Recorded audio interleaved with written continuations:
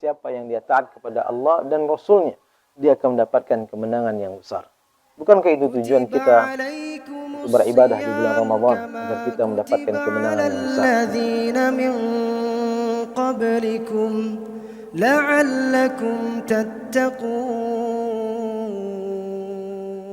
Assalamualaikum warahmatullahi wabarakatuh.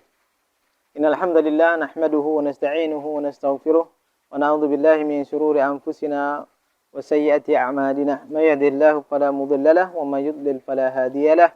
Asyhadu an la ilaha illallah wahdahu la syarika lahu wa asyhadu anna Muhammadan 'abduhu wa rasuluhu la nabiyya ba'da. Amma ba'd.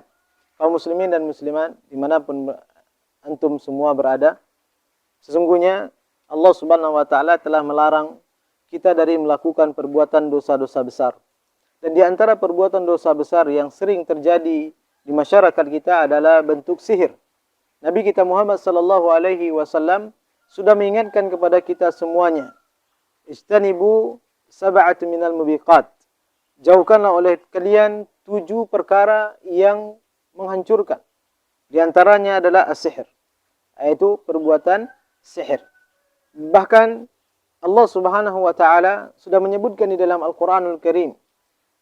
Allah Subhanahu wa taala berfirman, "Wa ma kafaru Sulaiman walakinna syayatin kafaru yu'allimuna an-nasa sihr." Tidaklah Sulaiman itu yang kafir, akan tetapi syaitan itu yang kafir, yang mereka mengajarkan manusia perbuatan-perbuatan sihir. Maka oleh sebab itu kaum muslimin yang dirahmati Allah Subhanahu wa taala, dosa besar yang menghancurkan seorang adalah di antaranya adalah perbuatan sihir.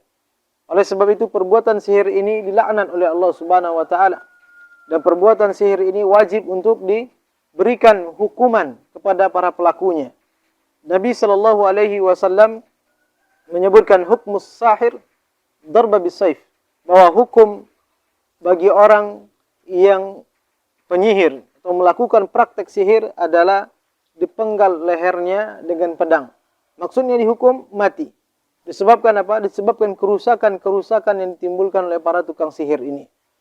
Oleh sebab itu Nabi kita Muhammad sallallahu alaihi wasallam ketika beliau disihir oleh seorang Yahudi yang bernama Labib al-Aqsam, maka Nabi sallallahu alaihi wasallam diruqyah oleh malaikat Jibril, yang mana Allah Subhanahu wa taala menurunkan firman-Nya, yaitu surah Al-Falaq dan surah An-Nas, sebagai 2 surat yang disebut mu'awidhatain, yaitu 2 surat sebagai mu'awidhah, yaitu sebagai perlindungan bagi Nabi sallallahu alaihi wasallam. Maka oleh sebab itu perbuatan sihir apapun bentuknya maka itu diharamkan oleh Allah Subhanahu wa taala.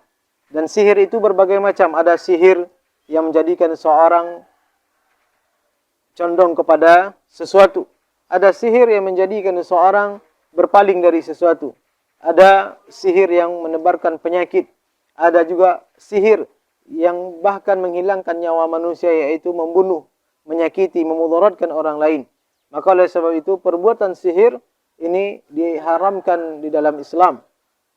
Kaum muslimin yang dimuliakan Allah Subhanahu wa taala, Nabi Musa alaihissalam ketika berhadapan dengan tukang sihirnya Firaun, Allah Subhanahu wa taala perintahkan kepada Nabi Musa alaihissalam, "Wa alqi ma fi yaminika talqaf ma sana'u.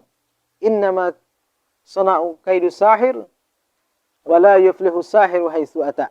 Allah Subhanahu wa taala berfirman kepada Nabi Musa ketika melihat tukang-tukang sihir Firaun melemparkan tongkat-tongkatnya, maka Allah perintahkan kepada Nabi Musa, "Lemparkan apa yang ada di tanganmu wahai Musa, maka dia akan memakan apa yang mereka perbuat kepadamu." Dan Allah Subhanahu wa taala mengingatkan itu, "Talqaf ma sana'u innama sana'u kaidu sahir." Hanya saja perbuatan mereka itu adalah perbuatan sihir, dan tukang sihir dari mana saja mereka datang, mereka tidak akan dimenangkan oleh Allah Subhanahu wa taala. Maka oleh sebab itu kaum muslimin yang dirahmati Allah Subhanahu wa taala, jauhkan perbuatan sihir ini, apapun bentuknya, apapun gambarannya.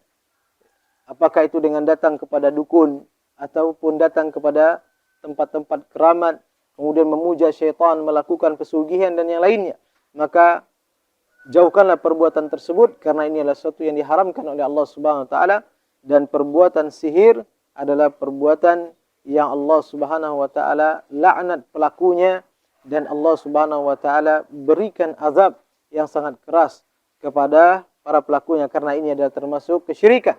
Sedangkan dosa syirik Allah Subhanahu wa taala tidak ampuni. Innallaha la yaghfiru ayyushraka bih wa yaghfiru ma duna dzalika liman yasha. Allah Subhanahu wa taala tidak mengampuni dosa syirik, tapi Allah mengampuni dosa-dosa selain syirik. Seseorang yang wafat ketika dia membawa dosa syirik, ketika dia belajar sihir ataupun melakukan praktek sihir yang merupakan bagian dari kesyirikan, ketika dia mati dalam keadaan ini, maka dia mati dalam keadaan syirik, maka Allah Subhanahu wa taala tidak akan ampuni dosa-dosanya dan dia kekal di dalam api neraka. Maka berhati-hatilah dari perbuatan ini dan jagalah keluarga kita agar tidak terjatuh kepada perbuatan-perbuatan sihir yang membinasakan. Wassallallahu ala nabiyina Muhammadin wa ala alihi washabihi wasallam. Assalamualaikum warahmatullahi wabarakatuh.